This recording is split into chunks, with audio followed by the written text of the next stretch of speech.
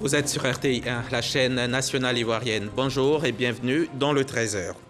Le président Alassane Ouattara a dîné mardi soir avec le président français Emmanuel Macron au palais de l'Élysée à Paris. Les deux chefs d'État ont abordé les sujets de relations de coopération entre leurs deux pays, ainsi que les questions sous-régionales comme la situation politique au Mali et en Guinée. Dans la lutte contre la percée du coronavirus, la Côte d'Ivoire continue de bénéficier des dons de vaccins de l'initiative COVAX.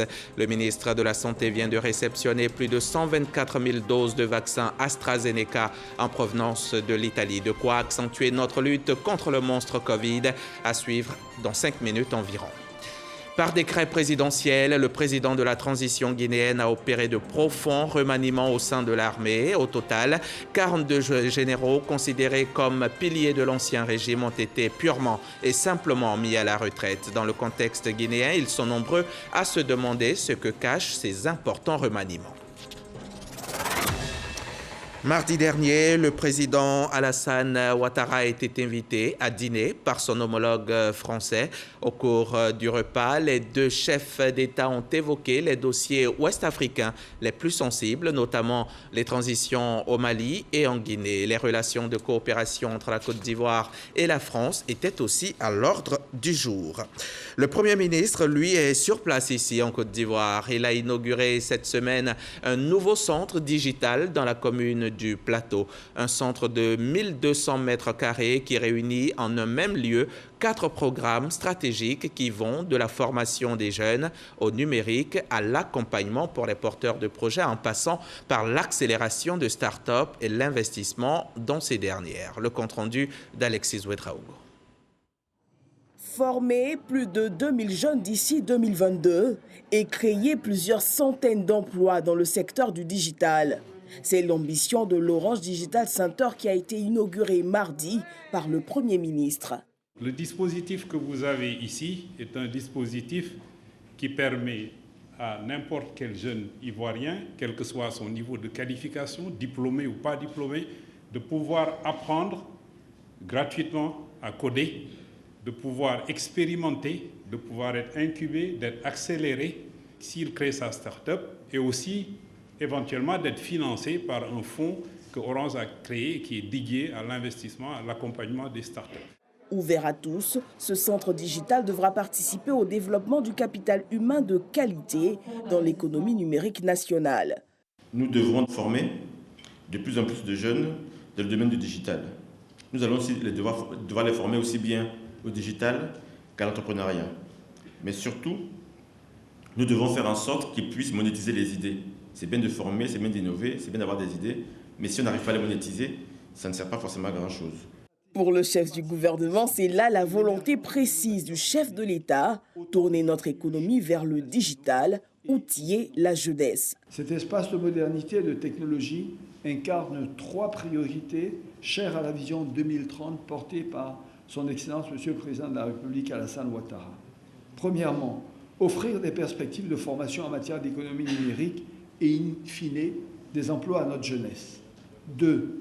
Tourner résolument notre économie vers le digital en facilitant l'appropriation des technologies du futur, à l'image de la blockchain ou de l'intelligence artificielle.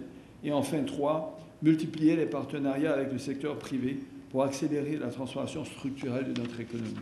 Ici, vous aurez libre accès à du matériel et des logiciels de pointe, à des formations pratiques, afin de vous préparer aux enjeux passionnants des métiers du numérique.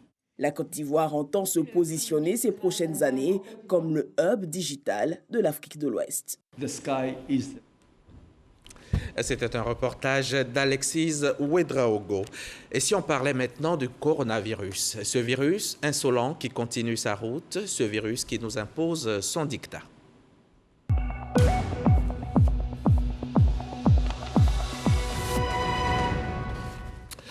C'est une excellente nouvelle, un soulagement véritable. Aucun mort de Covid n'a été enregistré hier. Ce n'était pas arrivé depuis quelques semaines.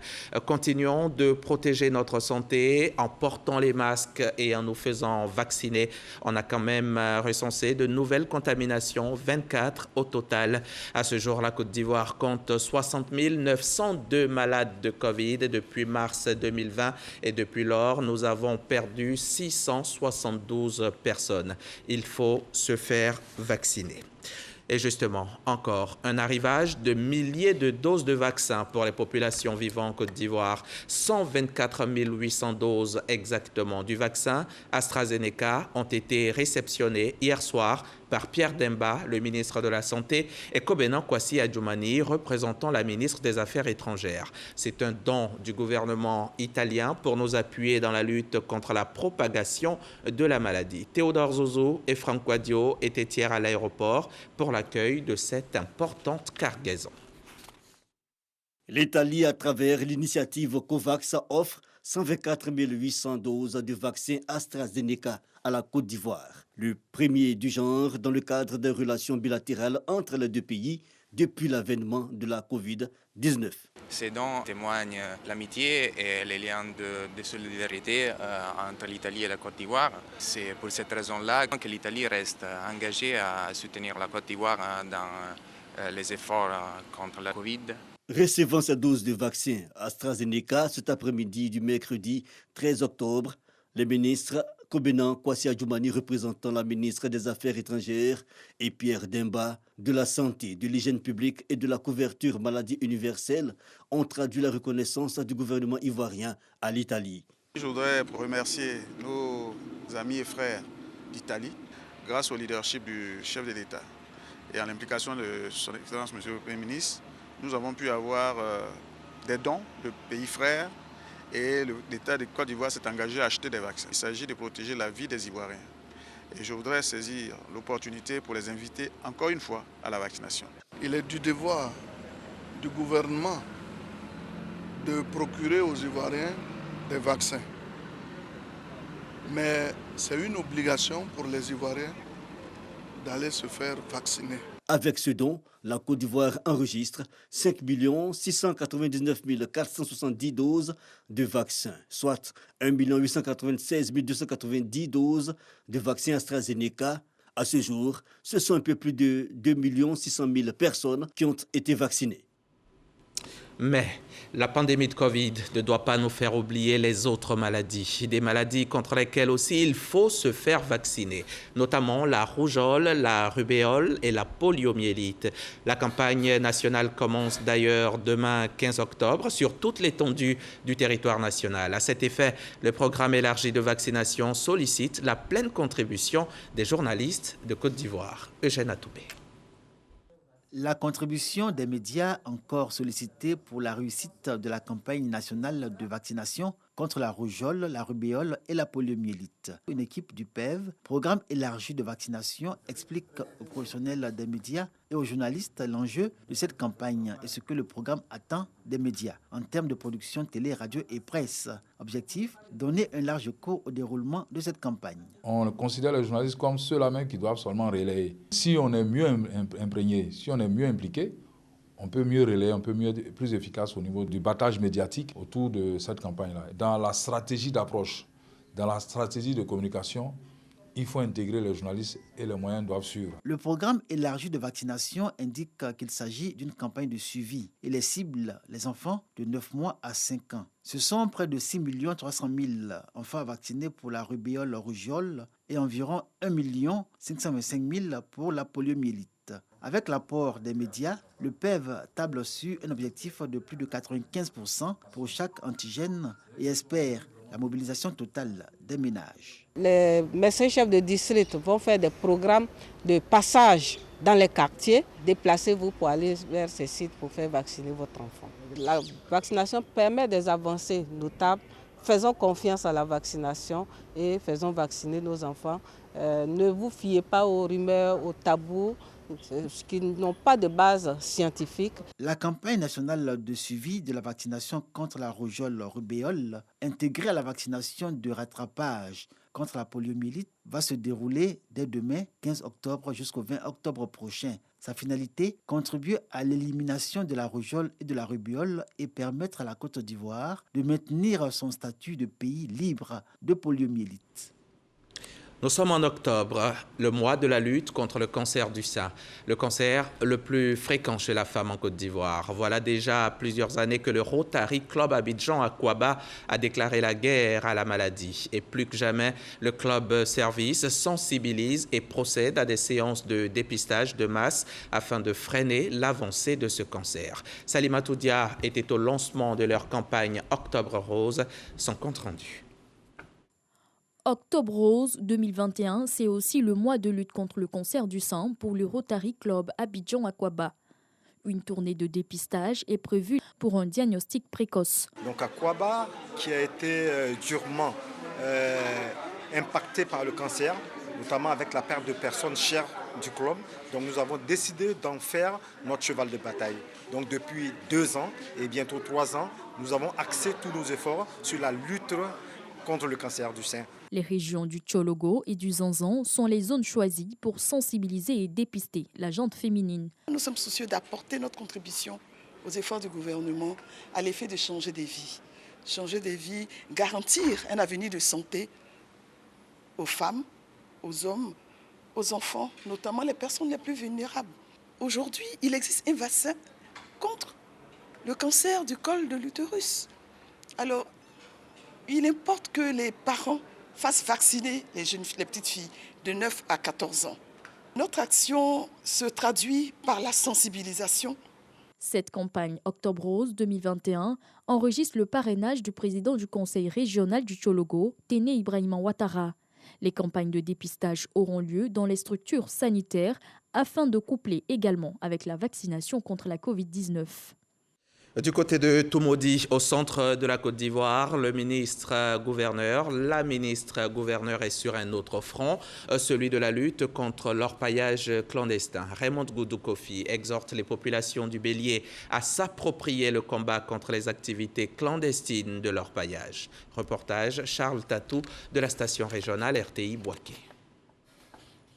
Toumoudi boucle la série de rencontres de prise de contact de la ministre gouverneur du district autonome des Lacs avec ses administrés.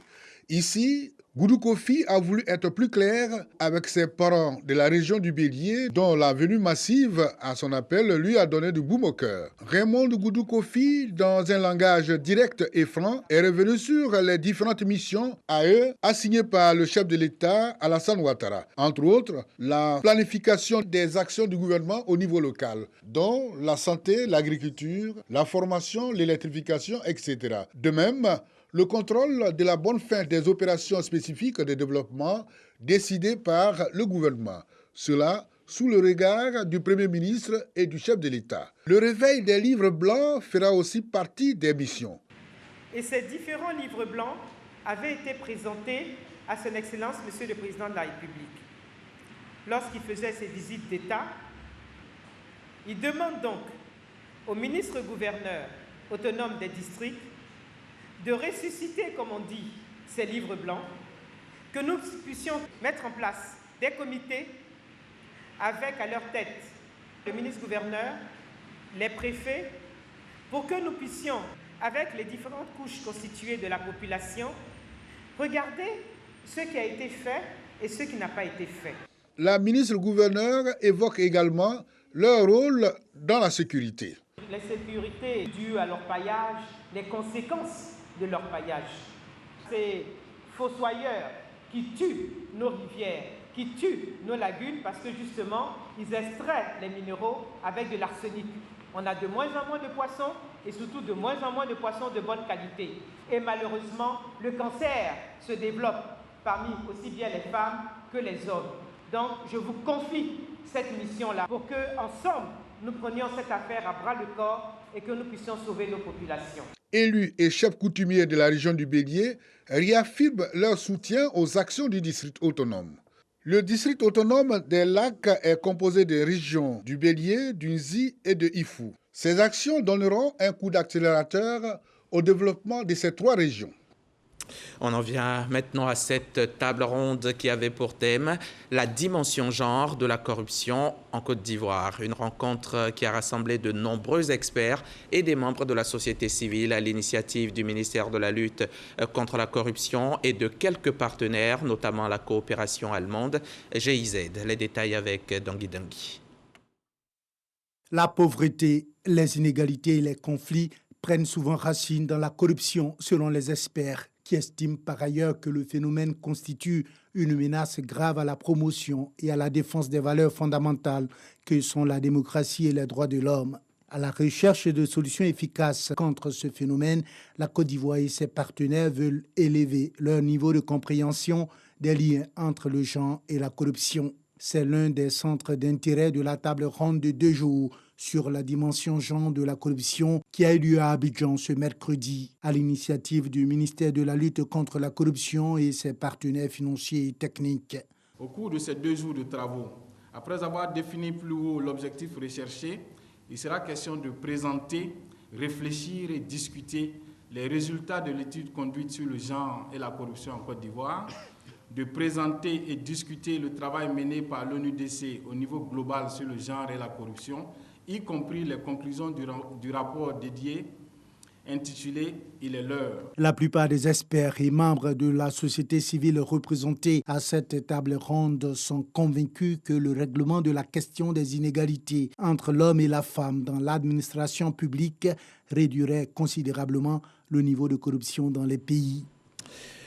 Autre lieu, autre atelier, autre objectif. Le caucus des femmes leaders du Sénégal, 2 autres instituts en partenariat également avec la chaire UNESCO aux femmes et pouvoir de décision ont organisé cet atelier pour tenter d'identifier les freins à la grande participation des femmes à la politique. Leur objectif est d'élever le taux de représentativité féminine dans les instances de décision. Le reportage de Laure Goretti. Pourquoi les femmes et les jeunes participent faiblement au débat public, malgré les efforts consentis pour leur contribution dans les prises de décision? Pour mieux appréhender la question, les femmes des partis politiques, de la société civile, des ONG et institutions se sont retrouvées pour tenter de trouver des réponses. Nous, les jeunes femmes, nous avons aussi le droit de prendre la parole en public, d'aller au-delà, mais surtout de pouvoir participer dans les débats et dans les décisions politiques. Nous pensons qu'il est grand temps pour les femmes et les jeunes d'être au devant du débat politique en Afrique. Car à vrai dire, nous sommes les plus outillés pour servir nos partis respectifs. Les femmes continuent à être sous-représentées dans les sièges politiques et dans la prise de décision dans l'espace politique et public. Pour changer le discours, les attitudes et pratiques dominantes, il est nécessaire de renforcer la sensibilisation, d'examiner les obstacles, de responsabiliser les champions du changement identifiés et de promouvoir des actions pour faire avancer la situation.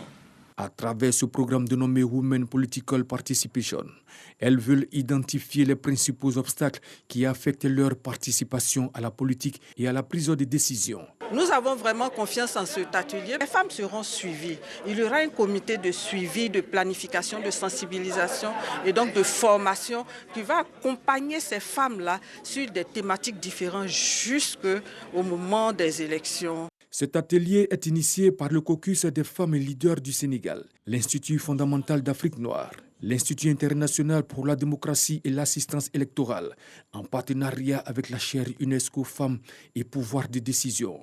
Le programme établi dans 8 pays africains, y compris la Côte d'Ivoire, vise à corriger la faible participation des femmes et des jeunes à la gouvernance élective. Un reportage de Laure Goretti, commenté pour vous par Abou Sanogo.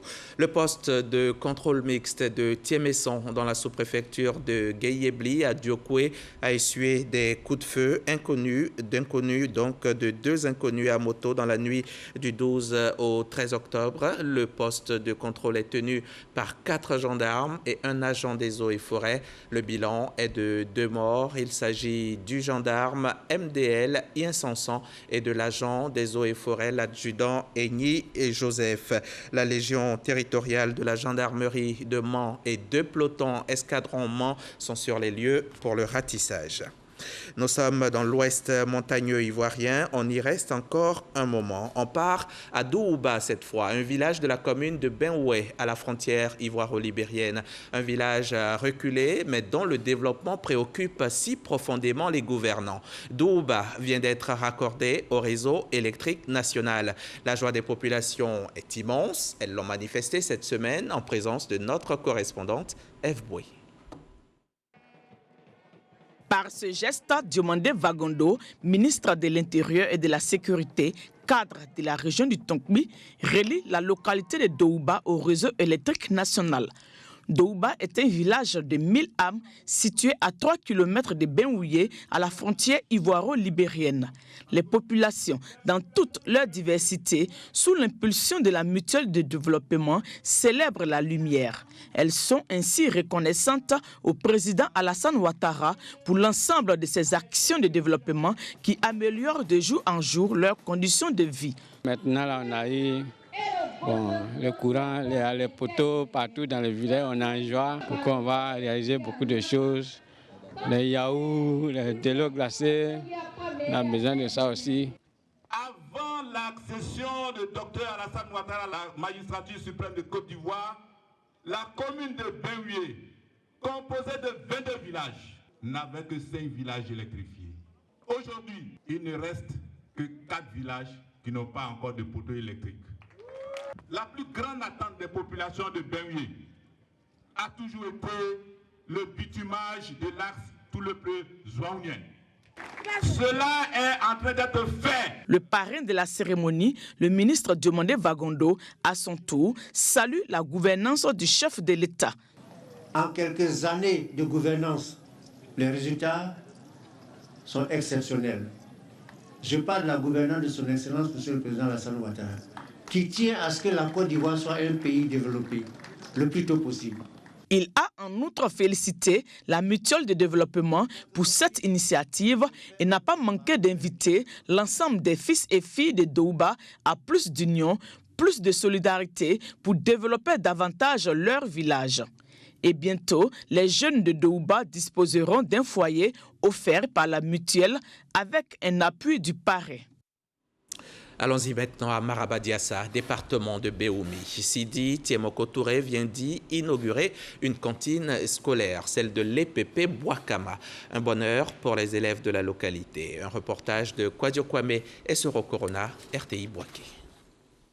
Instant de joie à Boakama, sous-préfecture de Marabadiassa, à l'inauguration de la cantine de l'école primaire du village. Dojan Alexis de l'IEP.